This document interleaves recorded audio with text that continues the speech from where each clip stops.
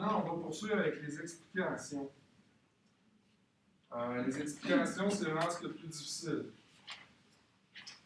On doit expliquer en quoi la preuve sert l'argument. De base, c'est ça qu'on doit faire. Donc, pourquoi vous avez présenté cette preuve-là? Même si la preuve semble parler d'elle-même, il faut expliquer en quoi elle démontre que votre argument est valable et donc que votre point de vue l'est aussi. Si vous ne savez pas quoi écrire, mettez la preuve en valeur. Essayez de la mettre en valeur. Très rarement, la preuve explique d'elle-même. Ça peut arriver, mais c'est très rare.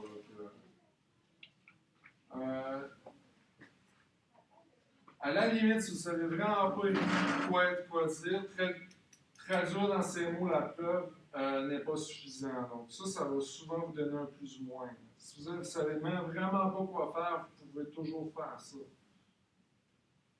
Il faut faire des liens entre l'argument et la preuve. C'est aussi dans l'explication qu'il sera possible de préciser l'argument. Donc, des fois, je vois des étudiants qui présentent un argument, puis là, ils sentent le besoin d'expliquer pourquoi ils présentent cet argument-là. Ce n'est pas la bonne place pour le faire. Faites juste présenter votre argument, qui est votre idée secondaire. Après ça, présenter la preuve, puis ensuite expliquer en quoi votre argument est bon, puis en quoi la preuve le démontre bien. C'est plus dans l'explication. C'est bon pour ça? Là, je vais vous donner un exemple. Ben, plusieurs exemples. Toute la vision de l'amour chez Ciboulette tient aussi de l'illusion. Ça serait une idée secondaire. L'idée principale, ça pourrait être qu'elle est naïve.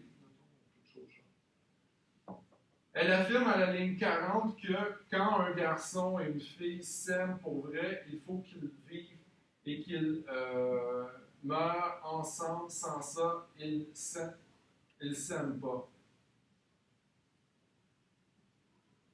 Comme vous voyez, cette citation-là est fondue. Là, je vois dans le guide qu'est-ce qu'il y a exactement pour ça. Là. Parce que dans ce cas-ci, peut-être la pointe devrait être plus à l'extérieur.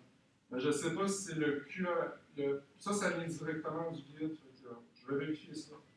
Cette affirmation évoque le monde de l'enfance et de la naïveté, donc de l'illusion, selon lequel les amoureux s'aiment et vivent heureux jusqu'à la fin des temps. Donc, le mot-clé ici pour vous aider à bâtir votre explication, c'est le mot évoque. Puis, d'où le feuille de vocabulaire que je vous ai donné au dernier cours, qu'il y a beaucoup de ces mots-clés-là qui sont présentés. À ne pas faire. Cela montre que l'amour est une illusion pour Ciboulette. Ça ajoute absolument rien parce que ça, c'est une répétition de l'argument. Cela montre très bien que l'amour est une illusion. Il est évident que l'amour est une illusion pour Ciboulette. C'est des trucs qu'on voit très très souvent à l'épreuve uniforme. Les étudiants, ils nous vont mettre des adverbes pour qualifier qualifier la preuve pour dire à quel point ça présente bien leur argument, mais ils n'expliquent rien. Ils font juste dire qu'il est évident ou que quoi que ce soit. Donc, ça vous donne l'impression que vous vous défendez, mais vous ne vous défendez pas du tout quand vous utilisez des adverbes comme ça. C'est bon? Et ça, c'est pénalisé pour les structures? Ça, vous allez perdre vos points en explication. Donc, au sous-critère 2.3, vous allez avoir un moins pour ça. OK. Ah oui? Est-ce qu'on peut souligner des mots dans la citation qui démontrent la point de vue, puis après l'expliquer pourquoi un signe? Je vais voir, mais on saurait plus ou moins de quel mot tu fais référence. Mais si dans ton explication, tu dis, tu essaies de. Justement, tu dis, il utilise le mot, je sais pas moi, voleur, ben, il faut falloir le mettre entre guillemets, le mot voleur. Donc, tous les mots qui vont vraiment être tirés de la citation et que tu vas réutiliser dans ton explication devront être mis en guillemets. Donc, le mot si tu dis le mot voleur, ben, le On mot. peut faire une gradation. Tu soulignes qu'est-ce qui est la gradation. C'est correct? À ce moment-là, il y a bien plusieurs manières de le faire. Là. Tu pourrais mettre la gradation, puis mettre en virgule, reciter encore la gradation. Là, à ce moment-là, tu vas faire la gradation, virgule, ouvrir les guillemets. Non, ouvrir les guillemets, puis là, tu mets ta gradation, fermer les guillemets. Démontre que, ou donne l'effet que.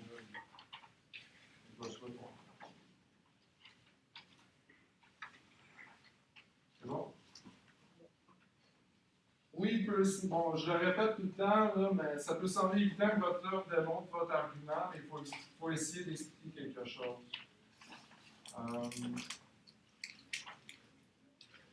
Maintenant, on est rendu au troisième sous-critère. Bon, le 3.1, là, c'est la compréhension du texte. Vous allez être pénalisé là-dedans si on voit que vous avez vraiment mal compris l'œuvre. Donc, j'ai rien à vous dire là-dessus.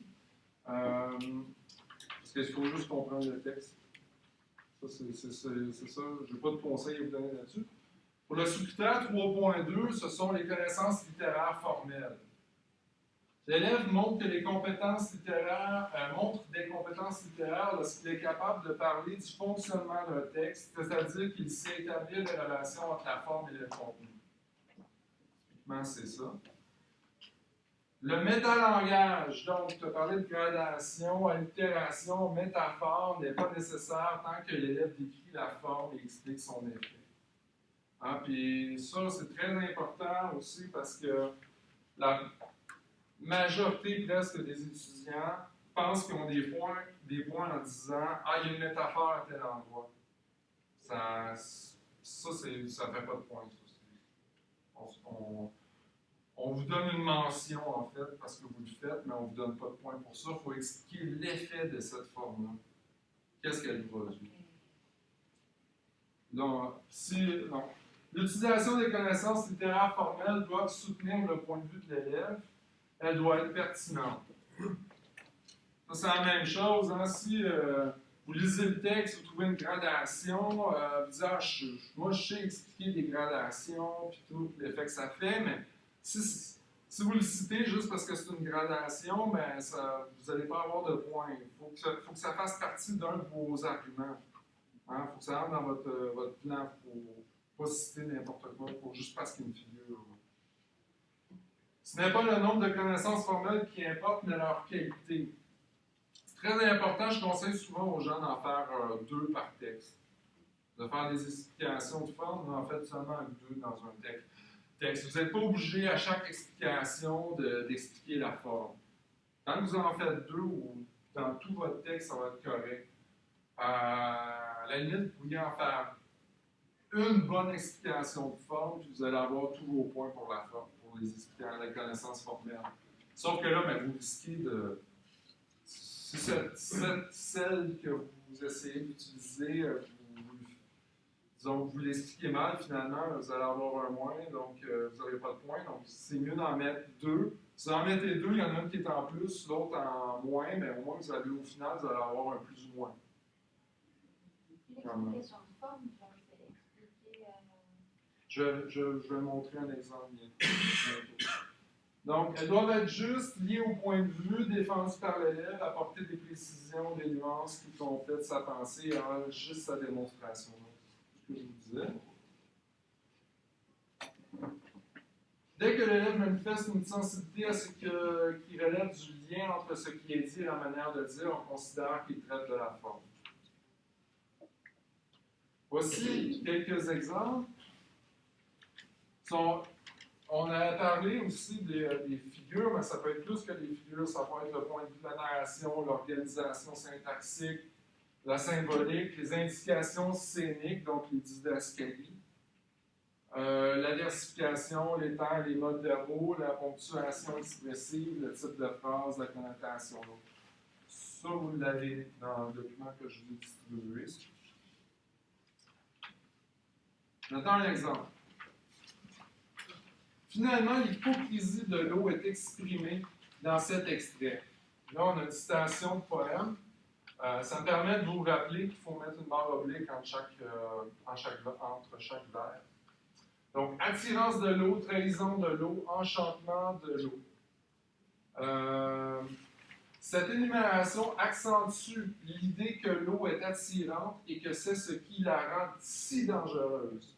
De plus, à la ligne 50, malgré l'arc-en-ciel après le déluge, l'auteur exprime l'idée que l'eau, par sa beauté, essaie de faire oublier à quel point elle est dangereuse. L'auteur, par la personnification, elle garde un amer pressentiment d'avoir perdu son ancienne autorité, rattache l'eau à une personne qui veut se venger. Donc, ça sera un texte d'étudiant dans lequel, en fait, il y a deux explications formelles qui sont cotées en plus. Donc, dans cette partie de développement, les observations formelles sont juste et pertinentes. Elles ont un lien direct avec le point de vue de l'élève et servent l'argument qu'il défend, à savoir que l'image de l'eau est inquiétante. Donc, quel élément que j'ai ici? J'ai l'énumération qu'on a. Donc, on a identifié une figure. Qu'est-ce que ça fait, l'énumération? Ça accentue quelque chose. Donc, l'idée que l'eau est attirante. Deuxième figure, on a la personnification. Qu'est-ce qu'elle fait? Elle rattache l'eau à une personne qui veut se venger. Donc, comme je disais tantôt, si vous dites seulement qu'énumération ou personnification, c'est juste une mention. Ok, vous avez une figure. Mais ça ne vous donne pas de point. Si vous liez cette identification-là de forme et vous dites quel effet ça donne pour le lecteur, quel effet ça donne au lecteur, donc ici, avec l'énumération accentue ou la personnification rattache-toi à une personne qui veut se venger, là, vous avez tout au point. Le plus ou moins, c'est si vous le faites mal. Hein, si on comprend plus ou moins ce que vous essayez d'expliquer, on en comprend plus ou moins, donc les choses, les autres, on comprend plus ou moins. Donc là, ça va être un plus ou moins. C'est bon pour ça? Donc, il y a deux éléments. Nommer ou décrire la forme, ça pourrait être une description. Hein. Si vous ne connaissez pas le mot, hein, l'oxymore, vous ne savez pas c'est quoi, ben, vous pouvez juste dire qu'il y a deux éléments qui se contredisent. Puis ça va être considéré comme une identification. Puis décrire l'effet qui est produit par la forme. C'est bon pour ça? Oui? L'explication des connaissances formelles, est-ce que c'est la même chose que l'explication d'un argument dans le texte? Ça peut être utilisé comme une explication. Mais il vaut mieux mettre une explication de notre argument et une explication formelle? Ou... Ben, l'explication formelle, ici, elle vient expliquer votre argument. Okay. Donc ici, c'est juste... On a juste une explication, là, ici, on n'a pas l'argument, là, malheureusement, dans cet exemple-là, mais on verrait le lien logique si on avait l'argument. Okay. D'autres questions? Puis bon, c'est là que prend tout son sens, le texte que je vous ai imprimé, là, c'est parce que là, je ne pouvais vraiment pas vous demander de noter tout ça. Donc, vous allez, là, je vous ai donné une liste de figures, puis les effets que causent ces figures-là. Ça vient du guide littéraire de Carole Pilote.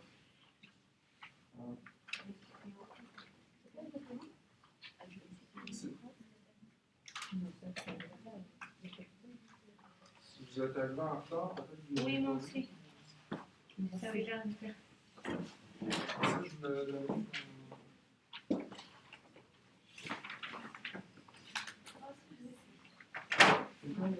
Ah oui, excuse-moi. Et alors, ça aussi, j'ai pas.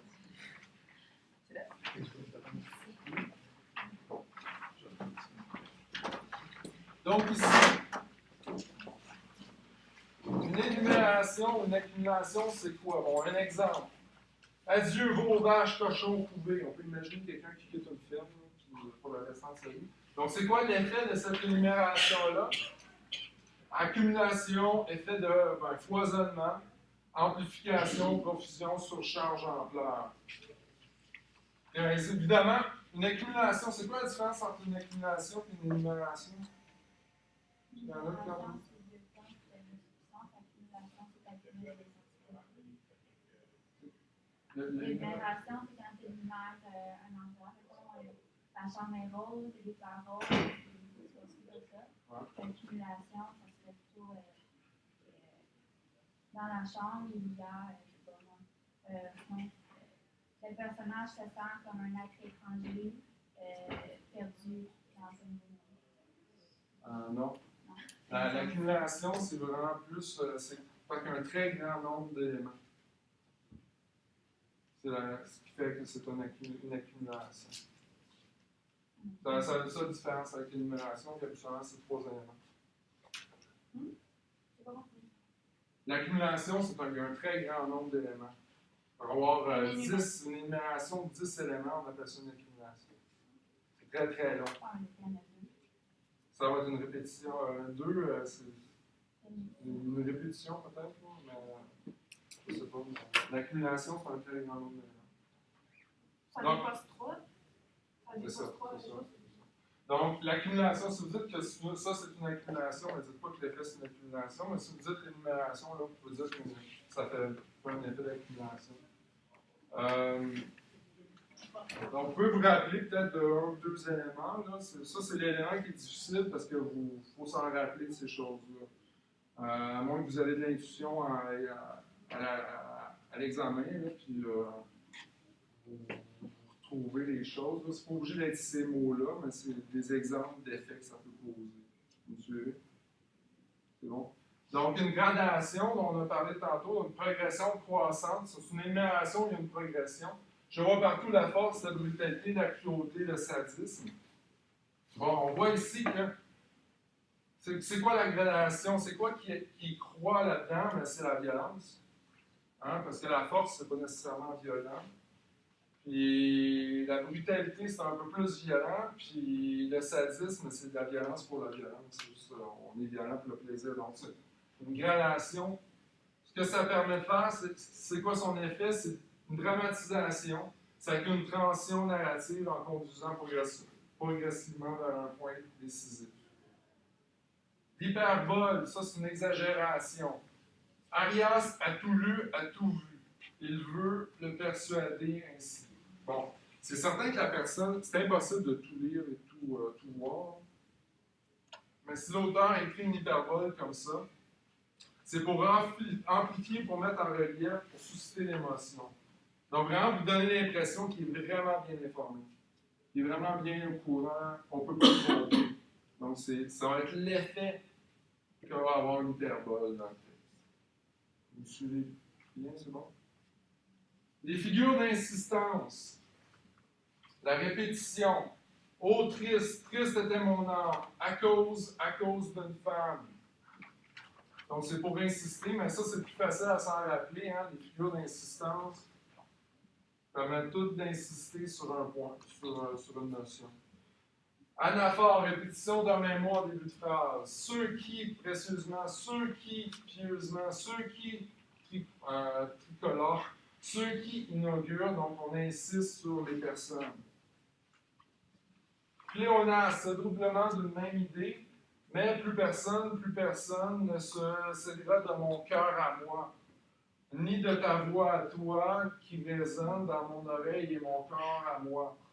D'écrire comme ça, c'est comme si c'était une erreur de syntaxe. Hein?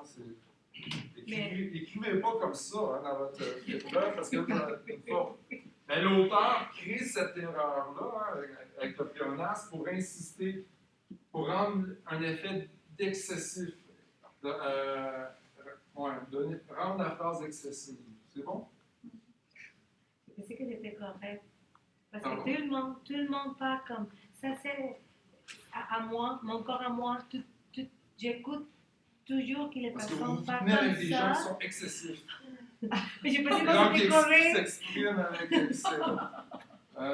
Mais c'est vrai. L'opposition, l'antithèse, rapprochement de deux éléments opposés, sans amour et sans haine. Contraste met en relief la présence d'éléments opposés. L'oxymore dont je parlais tantôt, deux mots de sens opposés, comme jeune sénile, neige noire, une flamme si noire. Un jeune ne peut pas être sénile. Un sénile, c'est une personne âgée qui ne se rappelle plus de rien. Bon. Neige noire, maintenant, la neige ne peut pas être noire. Une flamme, ça ne peut pas être noir, c'est éclatant. Donc, ça crée un effet de contraste, ça met en relief la présence d'éléments opposés, ça permet de créer de l'ironie. Évidemment, là, un jeune sénile, on est ironique quand on dit ça. L'antiphrase exprime une idée par son contraire. Belle journée alors qu'il pleut. Ben ça, c'est de l'ironie.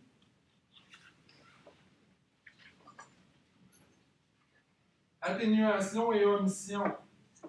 L'euphémisme, il s'est éteint au lieu de dire qu'il est mort. Ça crée. Ah ben là, j'ai fait une erreur.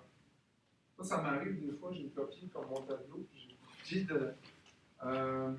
Ça permet plutôt d'atténuer, en réalité. Donc, ça serait plutôt l'explication là. Donc, barrer ça, c'est une erreur que j'ai faite.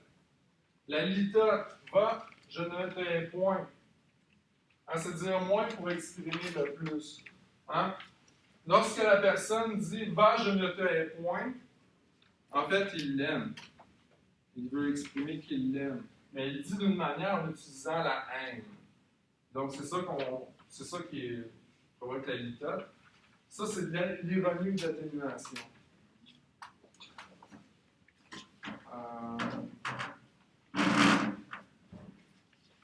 Il y en a beaucoup, mais je passe rapidement. Là. Comparaison. Donc là, vous l'avez vu, la comparaison, on réunit deux éléments comportant un caractère commun par un outil comparatif, là, le comme ou le tel. Il pleure dans mon cœur comme il pleut sur ma ville. On veut mettre l'accent sur une analogie à ce moment-ci, de manière à faire ressortir l'ampleur, le terme de la gravité ou son contraire. La métaphore, c'est la même chose que la comparaison, sauf qu'on supprime l'élément comparatif. Donc, leur voix se lézarde, le peuple ruisselait du sang des bourgeois. C'est la même chose que la comparaison, il évoque fortement par la création d'une image. Le peuple ruisselait du sang des bourgeois, c'est une image assez forte de violence. Personnification, on l'a vu tantôt, décrire un objet ou une idée sous les traits d'un être humain. La douleur lui dévorait le cœur. Sa voiture rouspétait à chaque démarrage. Dévorer, là, c'est juste un animal ou une personne, un être vivant qui peut le faire, c'est pas la douleur. Donc, c'est une personnification. Puis rouspéter, c'est un être humain qui peut se rouspéter, pas une voiture. Donc, encore là, on parle de personnification, ça rend vivant une idée ou un objet inanimé. Je veux dire que ça permet de le rendre plus vivant. Vous comprenez pourquoi je vous ai imprimé ça, parce que vous ne pouvez pas vous appeler tout ça ou noter tout ça. Ensuite, il y a les procédés de ponctuation. Le point de suspension, on oublie souvent de faire attention à ça, mais ça a un effet de style aussi. Je croyais 3 petits points, on m'avait dit 3 petits points, là, on signale une hésitation, un doute, la gêne et l'oubli. Il était très honnête. Le 3 petits points ici, souvent, il va venir dévoiler l'intention ironique. Écrit comme ça, on s'attend, ok, mais il veut dire en fait qu'il est malhonnête, en fait, la personne est malhonnête. Le 3 petits points, il veut dire que, non, c'est peut-être pas ça. Il faut voir le contexte. Il s'informait de son père, de sa mère, de ses frères, de ses sœurs, de ses oncles et tantes. 3 petits points, mais là, c'est la surabondance. C'est un effet de surabondance. Il y a encore plus de choses. Point d'exclamation. J'ai fait une erreur aussi dans votre texte. Je l'ai vu ce matin. Donc, si vous voulez un exemple, ce serait plutôt ça. Dieu, quel affreux regard elle jette sur moi. Ça indique une subjectivité, exprime un sentiment. Là, ici, on pourrait dire Dieu, quel affreux regard elle jette sur moi. Ça pourrait être la surprise ou peut-être la peur qui est exprimée par le point d'exclamation. Donc, je vais vous laisser le temps de digérer tout ça, là, mais j'aimerais rappeler deux éléments. Là. je l'ai dit au début du cours, il y a 25% des étudiants qui ne réussissent pas à avoir de points avec ça. Avec le 3.2 et le 3.3. Donc, si vous ne réussissez pas, ça ne veut pas dire que vous êtes en échec. Ça veut juste dire que vous n'allez pas avoir le 2 points sur 18 qui est attribué à ça. Mais, c'est toujours mieux d'essayer d'avoir des points dans la vie. Hein, donc, essayez de retenir 2-3 procédés avec lesquels vous êtes confortable et dont vous pourriez vous rappeler de l'effet. Hein, comme les 3 petits points. Point d'exclamation, c'est très très courant quand on est dans les textes. Essayez de vous en rappeler. Ça peut être une manière. Essayez de vous rappeler de 2-3. L'énumération, hein, il y a toujours une énumération quelque part. Puis, je vous conseille fortement, là, si vous êtes plus ou moins à l'aise avec ça, d'aller voir le guide littéraire de Carole Pilote. Je pense que c'est en vente à la coop, puis il doit l'avoir à la bibliothèque aussi. Donc, ça peut vous aider. C'est bon pour ça? Là, on passe au dernier élément, le 3.3. Qui sont les connaissances littéraires générales. Hein, question que j'ai eue, je ne connais pas la littérature québécoise, comment je vais faire passer des trois uniformes? Ben ça, c'est là-dedans. C'est le 2 points qui est attribué sur 18 qui est attribué aux connaissances générales, c'est ça, c'est le 3.3. Ici, on tient compte des références que l'élève fait à d'autres œuvres. Des liens qu'il établit entre les textes et des courants ou des tendances littéraires. C'est maintenant que je vais vous distribuer un document que le Cégep utilise, qui résume en fait les courants et les tendances littéraires. Moi, je ne vous en parlerai pas. Je vous laisserai lire ça. Parce que c'est très très rare que des étudiants qui ont des points en utilisant ça, les courants littéraires. Parce que c'est un peu complexe, mais par exemple, hein, quelqu'un pourrait expliquer les œuvres du terroir. Et,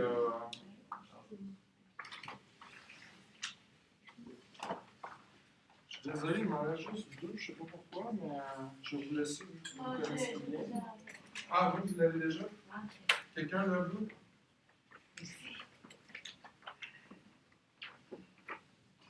Dans le document, donc, vous avez les connaissances générales, les courants littéraires. Vous avez aussi quelques formes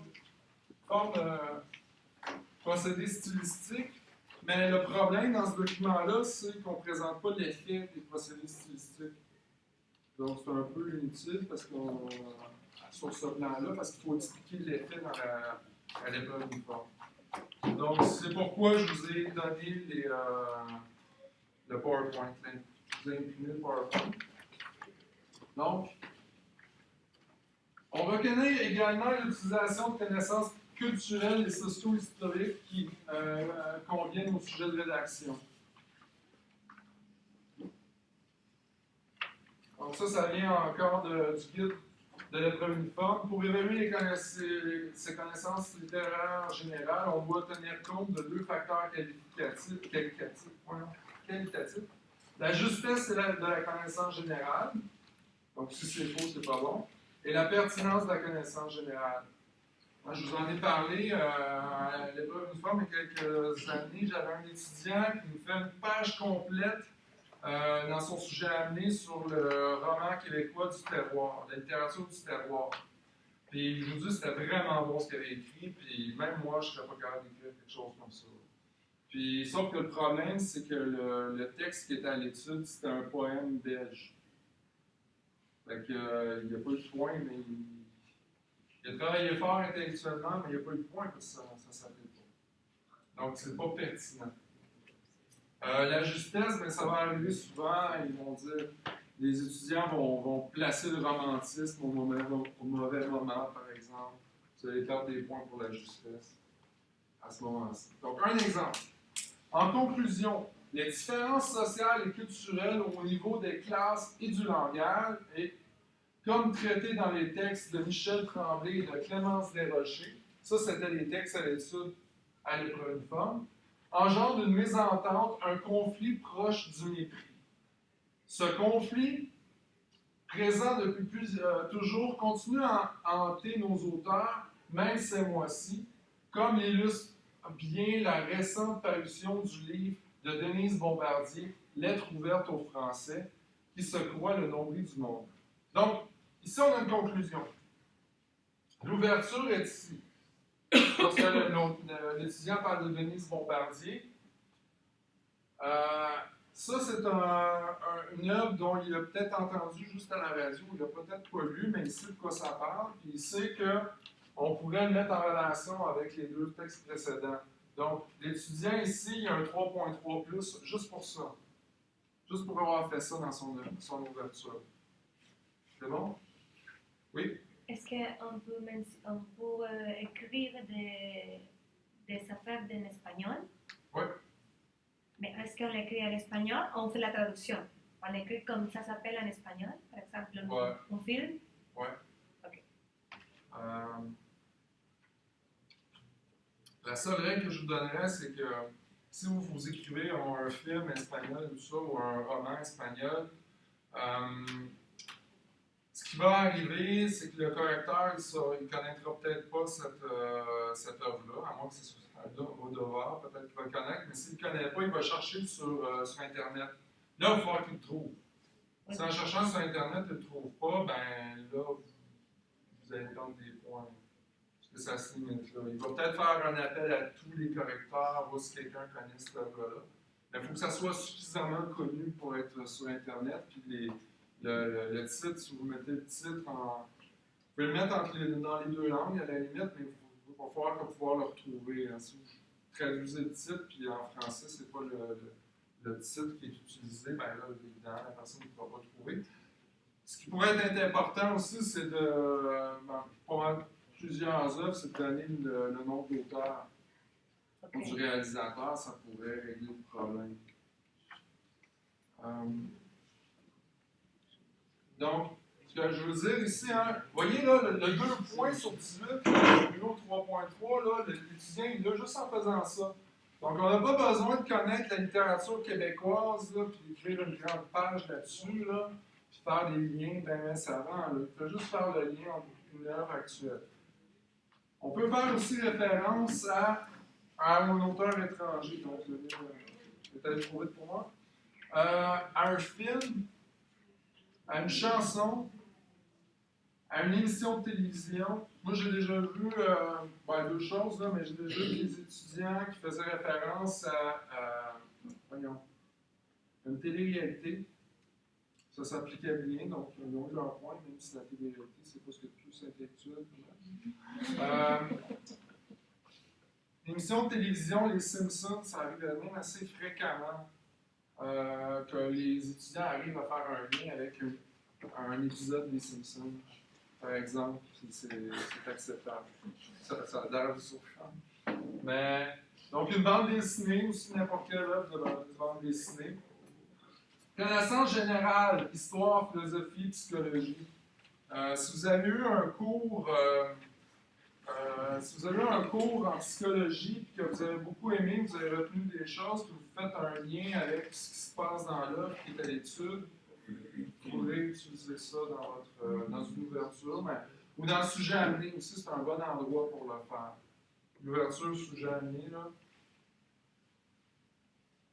Puis, ce qui mène au devoir, là, donc le document 3C, la document est parti, malheureusement.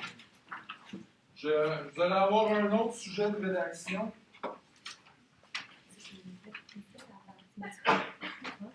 Je vais proposer, sur lequel je vous propose de travailler. Donc, la semaine prochaine, on va se concentrer sur le français. Je vais essayer de vous donner des petits trucs, là, parce qu'il y a des erreurs que les étudiants font toujours en français. Donc, si je peux vous sauver de ces erreurs-là, ça sera pas mal. Bien évidemment, je ne peux pas vous apprendre à conjuguer tous vos verbes français en un cours. Mais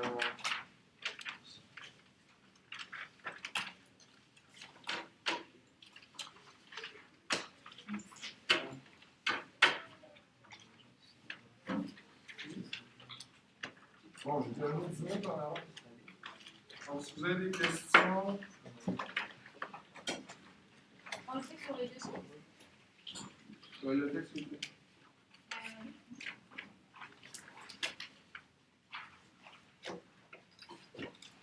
Ouais, c'est ça, c'est une comparaison. C'est un sujet de comparaison. Donc, ça, c'est une question de